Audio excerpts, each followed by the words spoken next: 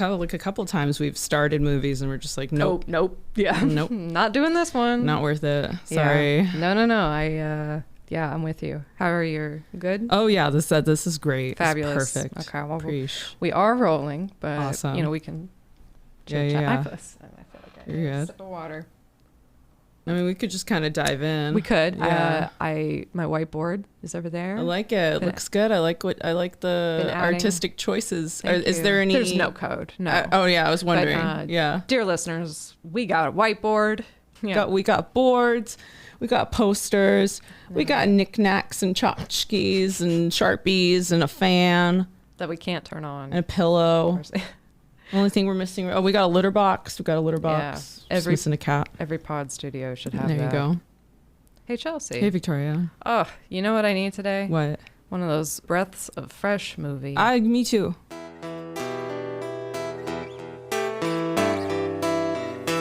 That's a movie I like to see.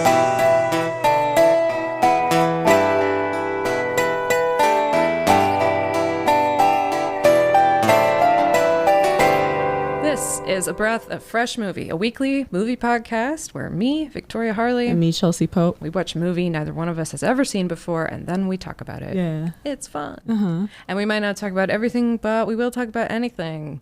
Today's movie is the 2017 Disney Pixar film Coco. Mm-hmm. Do you think this is the kind of movie, because we're trying to introduce a new checkpoint? Oh, right. Yes. Yeah. I kind of threw that out there. I made a note. I want to stick to it. A little red. No, I want to honor that idea. Last week me had, and I believe, and I liked what this week she me had. Yeah. Last week me said we should add this checkpoint, and I think that still stands true. If you haven't seen Coco, you should see Coco. I think it's a cute movie, and I don't. But okay, actually, the way the phrase was like, oh, is it the kind of movie that like you should go in as blind as possible? Yes. I don't know if that matters as much. I don't think that matters as much. It's not like a Moon situation. No. Yeah, I think you can. This one's safe. If this is spoiled, it's still. I think it's impossible for me to spoil it because so many of the elements were visual and musical and something I can't although I gotta say, I was really impressed with the plot. Yeah. It was way more interesting than I thought. Yeah.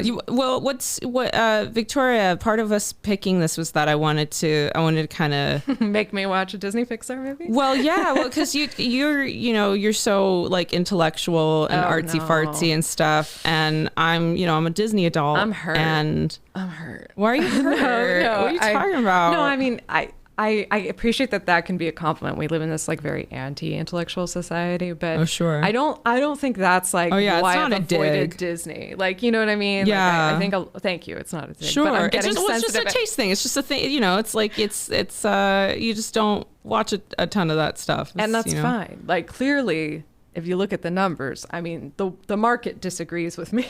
Well, that being said, they're fine. You don't have to. Not all of them necessitate a watch. No, but I did like this though. Yeah, no, this is a good one, and I think generally, like Pixar is more hits than misses, and so this is a good. Yeah, they do. It felt good. I think it was like a good use of the whole Pixar method or what have you. Just a quick log line. Yes, this is a movie about the discovery of a generation's old mystery that leads to an extraordinary and surprising family reunion. That's sort of the vague plot line. I don't know. It's very vague, but it's all culturally, yeah. the culture being in Mexico and the day of the Dia de los Muertos. I feel like that should be part of the log line, right? That's pretty important. Yeah, I feel like that's super vague, actually. It's incredibly vague, but that's what a log line is supposed to be, I think. I guess. It's got to fit, on the little piece below the thumbnail in the streaming window, So maybe I'll stop including them. I don't know. No, I think the log line's good. I just was surprised at how vague it was because I feel like it's so important to the story. Yeah, that it's about a boy named Miguel who wants to like play Spanish guitar, and his family is anti-music. Yeah, so he's gonna work that out. Yeah. I mean, you're right. I mean, it's deliberately vague. No, it's all good. Yeah, I agree with you about Dia de los Muertos. That I think that is the one thing that brings me into this. Right. Like, oh, yeah, okay. Because that's a cool that's a cool like religious festival, or Yeah. I mean, I guess it's actually indigenous in roots, but the point is it's always been pretty fascinating, I think, as a holiday. Sure. I'm being all cultural tradition. Yeah, there you go. And I think from what I've read, this is the first time Pixar has made a film about a cultural tradition, like about a festival, or, again, we're throwing all these different words at it. But I think that is part of like the thorniness of it. I don't, we'll talk about it later, but this movie took a long time to get made, so long that people thought maybe it wasn't going to happen anymore. There were some like faux pas that Disney made, shocker, that I think actually ended up being for the best, because they brought in a lot of Latinx voices, and people were brought into the project who could really speak to it. There was many trips down to Mexico and things like that, but we'll talk more about that. I liked the way the beginning happened. Like, I was thinking about our last animated movie or feature, which was Mitchell's versus the Machines, and how I complained a little bit about the exposition at the top, like, that's my life, and this is it. But I think in this one it was handled a little better. They were using those, I forgot the name of them, but those colorful like streamer cutout designs that you see, and I thought that was a cool way to tell the story, and it felt kind of storybook at the beginning without being a literal storybook. That really impressed me. And then in that beginning sum up, there's just like this big scene, right, where they're talking about De La Cruz, and then the bell falls on him. It's really funny. It's a really funny moment, and it's like in the middle of what looks like a Busby Berkeley musical, and it's I can appreciate what they're tapping into. You know? It's surprisingly funny, semi-dark, a little dark humor. I like it. No, and I mean, the fact that so many characters in the story are skeletons, and that it's an interesting challenge to make non-terrifying undead people skeletons. I think it's incredibly interesting to me that like we're going to offer a cosmology, we're going to offer like an idea about the afterlife to children. I mean, not exclusively, because lots of people can enjoy this movie, but I thought that was kind of that's tricky, like I mean, when Disney, I mean, I know this is more Pixar, but like I'm thinking about Bambi, and the mother being trying to make these family friendly and appeal to a mass market, and at the same time honor cultural tradition, heritage and tradition, and there's a lot of room to I guess piss people off on both sides and make no one, when you try to make everybody happy, you make no one happy. But I feel like this is an example of, relatively speaking, a pretty deft job. Absolutely. At handling that. It did. And at moments it felt a little bit Monkey Bone, a little bit Beetlejuice. Sure. Like, definitely. Especially when we're in the land of the dead, which almost kind of looked like Coruscant or something. It's like this, like a magnificent city. But I like that. Tapping into a little of that Coraline vibe too. Yeah, a little bit of that. Covers all kinds of little macabre. If you love Monsters, Addams Family, it's like in that wheelhouse as far as like its morbidity. But I think what's cool about it is that it is honoring like a cultural viewpoint about family, and it's a tough thing to balance, family with that personal ambition.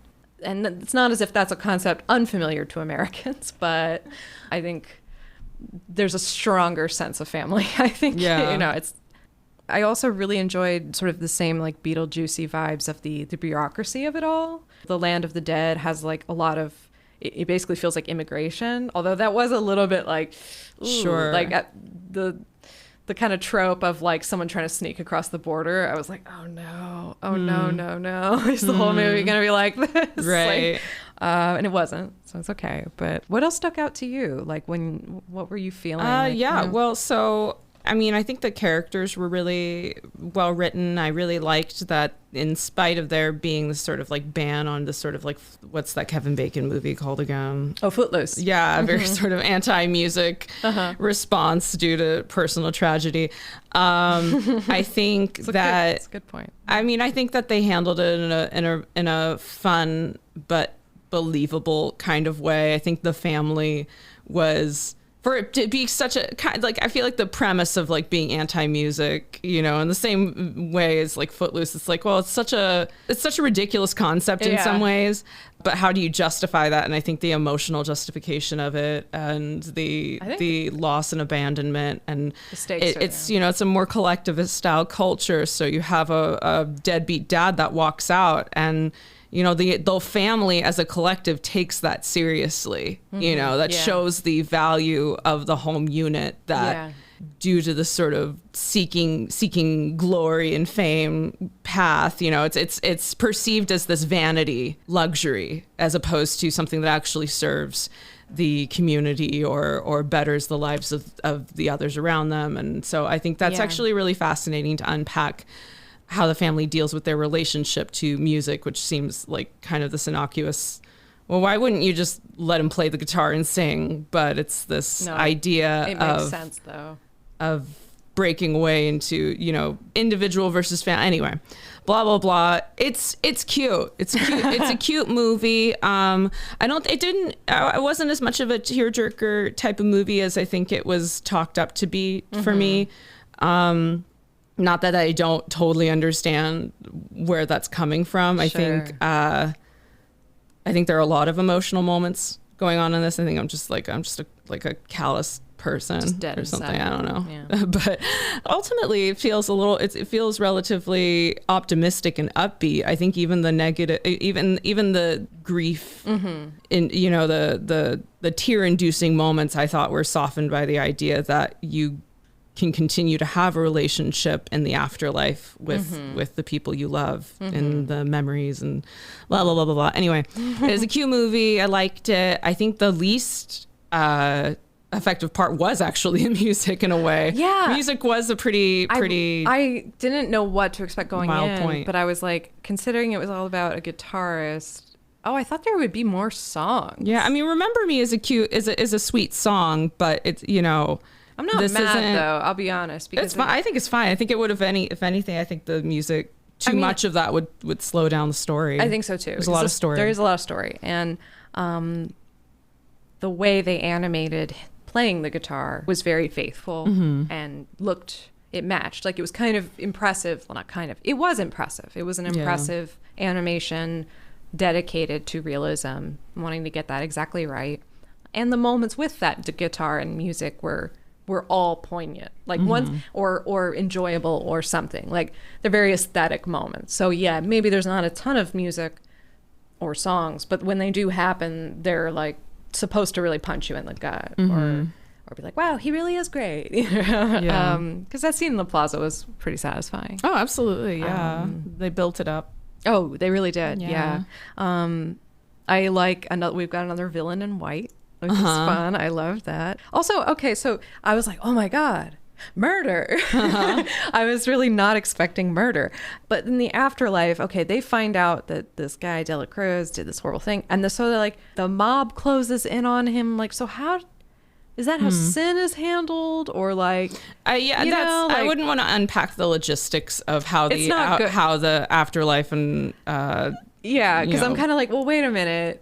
So are there a bunch of murderers walking around that are metaphysics of it? Yeah. I don't know. It's like and this idea that people enjoy the Land of the Dead because at home every year. Their photo is put up on the altar. As long as people remember you, you have this kind of fun afterlife where you get to connect with the ones you care about and continue to move on. And apparently go to parties and stuff. There's all kinds of things going on. But this is dark, so sorry. But, one day we'll all be forgotten. Sure. All the people who have known us will die, and the memory of us will die with them. And that is just... It's part of the human condition. It's part of why people seek immortality or are obsessed with the idea of living a long time or having a legacy or we're all trying to escape death. Right. Oh no, death will be okay. But then there's like a second kind of death in the afterlife, which is when the last person on earth forgets you. Yeah, isn't there like a quote where it's like you go through two deaths? First is your death, and then the death of your memory or something. Or when everyone forgets about you, and it's like no one alive remembers you. Yeah, and then when that happens, like you just sort of disintegrate into stardust or something. It was very, but it felt sad. It was treated. It was treated like death. Yeah. And so I'm like, well, wait a minute. There's like a double finality. Yeah, that, and I get that kids probably aren't gonna be like, excuse me, but I mean, I'm sitting here just like, oh, wait a minute, and I realize this is a hard. I mean, the writers even said like this was a hard nut to crack, like getting the rules and the laws of this universe down. Yeah, and so, and I think they, I'm nitpicking, but I think for the most part it all works pretty well. Yeah. There were just some questions that came up. Sure. Also, there were a couple moments where it's like you're about to give him your blessing so he can go back home, and then interrupted. And I literally was just like, yeah. I know he's going to make it home. Let's just get there. But it's like they just keep adding complications. Dangle the carrot, yeah. Which is the fucking Pixar thing, right? Everything has to be resolved, and, no one can... Anyway. Yeah. Also, question... Why was Coco old in the afterlife, but everyone else seemed to be kind of like their young skeletal self? Yeah, this is the same kind of, you can't pull the thread too hard because you'll start asking other questions like, why is a Jedi ghost of Anakin when he's young, when he died when he was old, but then Qui-Gon is full age, but then Obi-Wan's an old guy. Yeah. It's the same kind of, we don't want to, okay. If you're, maybe it's just a preference and we don't see that checkpoint of like, oh, how would you like your ghost self to be your undead self to be materialized? At what point? Yeah. Or does somebody else decide that for you? Yeah. Like, oh, you only thought you were hot when you were 20. Yeah. That's what they said to Alec Guinness Obi-Wan versus Ewan McGregor Obi-Wan. Although how could that be true? I don't know. I think they're both pretty smoking. Yeah. Well, yeah. You don't have to I don't agree. know. Why is she a little girl then? I don't know. I guess that's the spiritual congruency. And it's like she doesn't have to be the little girl, but it's just, it made me wonder, like, are you locked in at the age you died, and maybe just the other ancestors died at younger ages? Maybe her brain stopped developing when she was a child, and that's why. Yeah. We wouldn't know because we barely saw her talk. That's true. There wasn't much talking. I mean, when your dad walks out on you, it does stunt your mental development. I wouldn't know. I've had a perfect life, but when I die, I'm gonna be a hot skeleton. Hot skeleton woman. Be a hot ghost skeleton. I really did. I actually haven't peaked yet. So Cool, about 5 years from now. Maybe. Yeah, it's gonna happen. The Frida stuff made me laugh. Yeah, I did like that's cute. like. All these bugs dressed like me going to their mother cactus, who is also me. Yeah. The thought that Frida would be moving into like performance art and theater, and it was very fun. And I know, like, it's tough, but there is, as I say this though, it's like, right, because I'm a typical American, and like we like know our sugar skulls and our Frida Kahlo. I mean, that's the balance again with you can't, like, how hyper specific can you get? Well, they got pretty specific. I mean, they did go in. We needed it to be accessible to a wide. It's bridging that gap. It is, so that people do have some. Yeah. They gain some culture. The end goal is to encourage cultural understanding and increased empathy. Then it definitely succeeds. Yeah. Yes, and I'm totally with you. I'm, again. No, I get it though. Like, I mean, and the story was reformed quite a few times. Like I mentioned, it was developed starting in 2010. Lee Unkrich, who by the way looks like Ed Helms, this was a story he was interested in, wanted to bring and develop. He directed Toy Story 3. We'll talk a little bit more about him later, but originally it was about an American child losing a parent and then kind of like uncovering this heritage. A cultural history. Then they decided, like, no, this should really be about a Mexican family. So they traveled to Mexico, embedded with some families in, I think, like Oaxaca and some other places like that. But in 2013, Disney attempted to trademark the phrase Dia de los Muertos. Oh, yeah, I remember reading that. Yikes. For merchandising applications. Oh, of course. Yes. Which they were just like, well, because we didn't know what the title was yet, and that might have been a title, so we were just, trying to get ahead of it, but they withdrew it. For all of the high points of Coco, it's a pretty big mouse-sized shit. Well, to take on. It's funny that you say that because obviously it was widely criticized at the time. Oh, sure. 21,000 people signed a MoveOn.org petition, just calling it cultural appropriation and exploitation at its worst. Okay, there was also this great thing. Lalo Alcaraz drew a cartoon of what was called Muerto Mouse. It was a skeletal Mickey Mouse in sort of a Godzilla scale. And it said, "It's coming to trademark your cultura." So it was just like a really... People were mad. So Disney or Pixar, whatever, they responded and they decided to bring in Lalo as a consultant, also Octavio Solis, a playwright, and Marcela Davidson Aviles, who was the former CEO of Mexican Heritage Corp. They really decided to make it the focus. And it is the first motion picture with a 9-figure budget with an all-Latino cast. It was written by Adrian Molina, who also co-directed the film. They said that some of the most difficult things really were like the technical challenges of both the skeletal movements, which is odd. As you were saying earlier, like how do we make them look, sort of fun and not scary? Yeah. Did I mention the pedal bridge, like the made of all the little... Yeah, that was like a huge thing. Because, I mean, think about how many individual... Yeah. I mean, it's gorgeous, but it took a lot of work. They did extensive research. Another sort of little scandal moment is the character of Mama Coco is based on a real woman named Maria de la Salud Ramirez Caballero. She's from the village of Santa Fe de la Laguna in Purepecha, and apparently, like in the village, she have become a bit of a tourist attraction because now it's been found that she's down there. And Disney has acknowledged that the Rivera family, in the center of the story, is drawn on real family lineages from these different regions. Sure. But they've never specifically thanked or recognized this person. And go look up a picture. They like stole uncanny. her face, man. Yeah. They stole her face. That's just such a weird, like, oh, hey, let's go on vacation. Let's go meet the real Mama Coco, That this is old weird. lady. Well, and that's just it. People come up to her and are like, Mama Coco. She's like, that's not my name.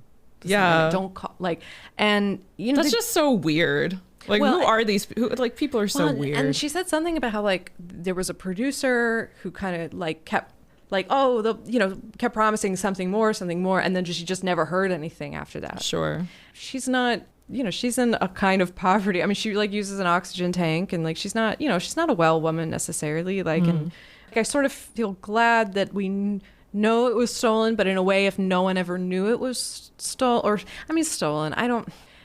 this is all very tricky, right? Like, right. I don't want to say like, well, she doesn't own her own image. It's like, well, but people do own their own likenesses, or people own other people's likenesses. Yeah. Stan Lee's likeness is like owned by some Marvel adjacent corporation. What does this mean? And I just can't get over it being a tourist attraction. Who are these freaks? I'm sorry. Don't know. Maybe Disney should just pay her to like live in Disney World, yeah. Right? Human zoos. Didn't we do that like in the olden times? Just go to a zoo. No, you weird people. I'm just thinking about like in the I mean, it's horrific. I'm not actually endorsing this. Let me make that clear. But Chicago World's Fair and others, they would have come look at real pygmies, and it would be like a people zoo. Like come look at all these different ethnic groups and or live in there. Yeah. Anyway. Dark times. Yeah, they did a Twilight Zone episode on that. Oh, yeah. Of course they did. Yes. Love a Twilight Zone. Anyway, so Salud herself has never been recognized. She would just like to be recognized. She doesn't want any money or anything, apparently. I mean, although I think money would be good. Yeah. I think you should send her some money. Sure. Make sure she's... Anyway.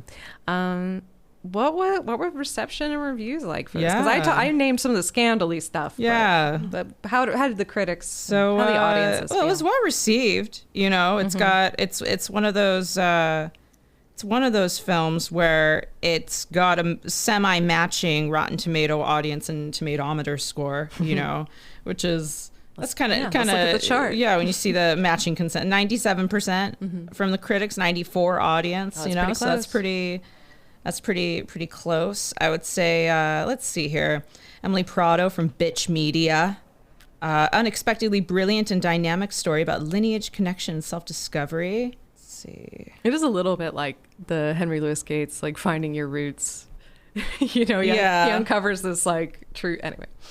Yeah, James Luxford, BBC.com. A fine addition to the Pixar legacy, a very sweet film about family, very thoughtfully put together, has an unmistakable mixture of comedy and sentiment that you associate with a Pixar movie.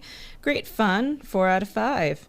It's a solid movie. Yeah, and I think he's absolutely right. This is a feature that whoever worked on like very right to be proud of, because it works. It's a good story. Yeah. It's yeah. It looked great. On Letterboxd, it says, let's see, on Letterboxd we got from Drew Phillips 09, 5 stars, trauma blocking this again, ... Fuck you, Disney, fuck you, Pixar, freak bitches, you will burn. It's a 5-star review, by the way. He liked it. Yes. Or she liked it. They Another liked it. Amanda, 4-star, and Heart, asterisk, cries in Spanish. Matt, 4 stars. Story about death, murder, loss, grief, aging, dementia, living skeletons, and deadbeat dads. You know, a kid's movie. Yeah. I mean, that's enough reviews, I think. You know, again, you can get the general idea. So it's a solid, well-made, emotionally gratifying Pixar movie. It definitely moved some folks. I don't think it was as devastating as other Pixar movies have. For me personally, didn't quite hit me in the feels in the same way, but still really well made, very colorful, very tactfully handled study of grief. Yeah, no, for sure. Yeah. And yeah, multi-layered, and they managed to create kind of like a murder mystery story, but also like a heritage story, but also a ghost story. Like, it's a whole bunch of interesting. It gets to blend a lot of different genres to come to this really interesting and authentic place. I learned that it was released in Mexico a month before it was in the U.S., so they obviously, knew their audience and like preferenced them. It was a Thanksgiving weekend release here, so it was big box office weekend. It entered at number 1. Justice League was number 2. Wonder was number 3. I don't even remember that movie. Thor Ragnarok was number 4, and Daddy's Home 2. Did they all come out 5. the same weekend? That was just the top 5 at the box office. At that time. Other things that came out that weekend were Lady Bird, 3 billboards outside, blah, blah, blah. Blade Runner 2049, It, Darkest Hour, Murder on the Orient Express. There's some really good stuff out. Once we get into October, September, November, it's like Oscar contention stuff really starts to heat up, and that's when I start to not make plans so I can go to the movies a lot more. Free up your schedule. You gotta clear that schedule in the fall, man. Like, sorry, there's a lot of stuff right now. I'm like, fuck, I need to get to the theater. There you go. Just be there all day. Because there's too many. Little information about our directors. There were 2 directors, Adrian Molina and Lee Unkrich. Adrian Molina is an American animator, storyboard artist, screenwriter, director, and lyricist. And he's been with Pixar since 2007. I guess he started on Ratatouille.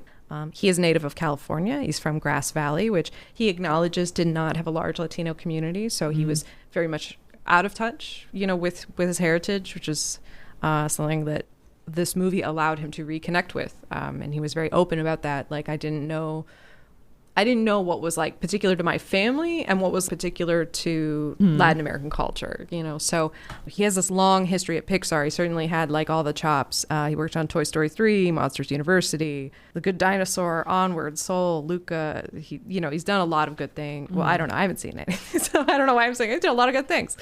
But maybe somebody else could confirm that. He really wanted to do this. It was humbling, and it forced him. He's like, I was better about my Spanish in high school, and then like I just dropped it. And there's something kind of interesting about that. Like when people, when their experience is aligned, like art resembling life and life resembling art, and like I feel like that always, in a weird way, happens with projects. Like you begin to identify with things or see. Lee Unkrich, he was a longtime member of the Pixar creative team. He joined in 1994 as an editor, 25 years, and he retired kind of recently. But he was raised in Cleveland, Ohio, and in his young days, he was an actor at the Cleveland Playhouse. But he quickly came out to University of Southern California and then pursued a career in film, working in TV for several years. So these are both people who just, I think, spent so much time inside Pixar. And it's clear from like the list of their credits and like how many years they spent with the company. Must be a nice place to work, that they're not churning through people like that, although I'm sure it's challenging there. I get almost like angry at Pixar for like how good their stories are. Like it's almost, there's kind of this like, this acknowledgement, not just by them of themselves, but by other people of them about, they really care about story. They go through so many drafts and they do all this. And it's kind of like, do you think nobody else cares about story? And it's just one way of doing it. And yes, it was very satisfying. It was very like a complete, package. Like nothing, Sure. there's nothing wrong with it. Well, it kind of like devil's advocate or Pixar's advocate there Please. are a lot of people don't care about story actually these days. Disney is a big one. Yeah. They acquired Pixar, and Right. a lot of their money making comes from having acquired other franchises and Yeah. No, that's a fair counterpoint. just building on intellectual property that already exists. I think maybe, yeah. Not just them too. Disney's like an easy target for that because they're just so well known with it, with Marvel and Star Wars and but stuff. Warner Brothers is doing it too. Yeah, that's just kind of original stories we're starved for them. No, that's true. And not that they're not happening, but No, you're right. So I think when I hear that all that, the worshiping of, Pixar, Yeah. they do that. I think what I'm upset by is that I feel like that should be all of us. And you're right. yeah, no, It I isn't. think that's the It isn't thing. all. Like we should all hold our media to a higher standard. I mean, I think I think it reflects in how we're starting to respond to, like, let's say like Phase 4 Marvel in particular is under a lot of scrutiny. A lot of the Star Wars shows and films that have come out since Disney acquired them, they faced a lot of criticism as well, and there is a lot of that contention going on about like how do you create something fresh or interesting or it's original. true. I mean, I hear originals- Andor's good. Yeah. I gotta check it out. What about either or? We're comedians, so I you should make, I did should not. make jokes. Somebody tweeted that, so I just stole somebody's Oh fucking no! joke. I'll cut it out. No, you're fine. Or just admit it. Whatever. The people are stealing each other's jokes on Twitter. It's so weird, the culture on Twitter now too. Like people will just tweet the same jokes or And list just say- them, and then if the original person gets mad, a bunch of people just. Like it used to not be as much of that, but now a lot of people are just like, shut up, that's just what people do, like get over it, like this is Twitter, like people steal shit, like it's so weird. I mean, theft is it's such a tricky concept because the pretentious part of me is like, well, it's not about what you take from, it's where you take it to. Yeah. But those people aren't taking anything anywhere. It's like, no, you just did a lateral copy paste. Well, what's so like said that phrase too? Like, where are you taking it to? Like, is there some noble destination for a tweet joke to be lifted from and towards? Like, it's like Probably not. no, but it's fun. But in terms of like art, right? Like, Yeah. this idea of like inspiration or originality, original stories. Like, I mean, I hear you. In the landscape we're in now, it's like by IP. Yeah. Somebody else invented this. We'll just adapt it.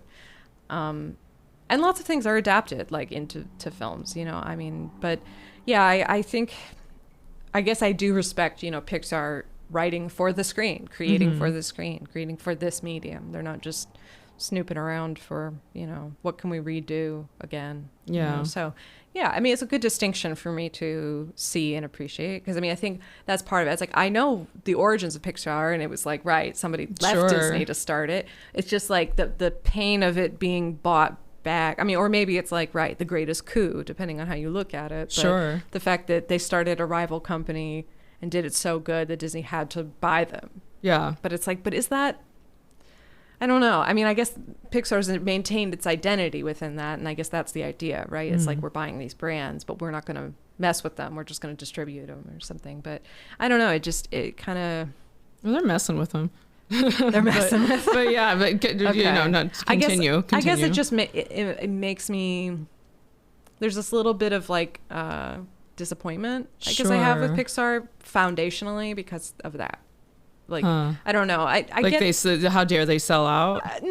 I don't know. I mean, everyone should sell out if they have a chance, quite honestly. So I don't want to disparage what was probably a good decision making, but I don't know. It just felt kind of like, I guess it wasn't a spite company anymore at that point. It's like, no, this is a Sure. business, and I just like to hold on to the spite.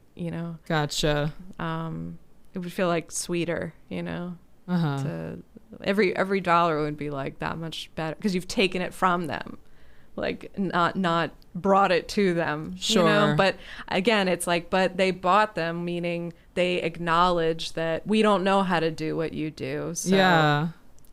I don't know.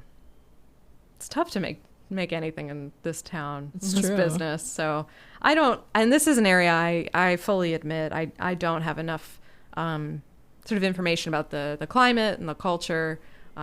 So it was good for me to get into something that was definitely like less familiar. Right. I am not claiming any authoritative stance on this one other than I enjoyed it. Yeah. And I thought the plot was surprising. It kept me interested. I wasn't bored. It wasn't too long. It didn't have too much music. Yeah. Who's your best supporting player? I like the dog. Yeah. Yeah. Cute. Yeah. Oh, and he levels up. Yeah. I didn't write it down. What was the name of that? It's like, I don't remember, shit. but All right. yeah. Started with an A. Same with Mitchell's versus Michelle. You know, you got a strong sidekick animal, like a strong family dog. He was sweet. Yeah, he was well done. I liked it. He was really, yeah. And also the animations. Yeah, again, really colorful, Yeah. lovely. Yeah, and because I heard that because the afterworld was so colorful, they kind of had to mute down the regular world, you know, the village. I think my best supporting player is Frida Kahlo, just because it was just fun. They had a lot of fun with her. Yeah. I liked it. Like that she was a little bit high on her own stuff, that she was this big celebrity. It was really like, that was cool. I did also really, and I know I just was like best supporting player, but now I'm like, sure. The moment where they're walking through and seeing all the offerings, like the way fame is interpreted in this world was really interesting. Like more offerings than I can enjoy or do anything with. And the idea that like, you know, why do people pursue fame? And it's like, oh, this is kind of like not a why, but like, right, this is part of that leaving a legacy. Yeah.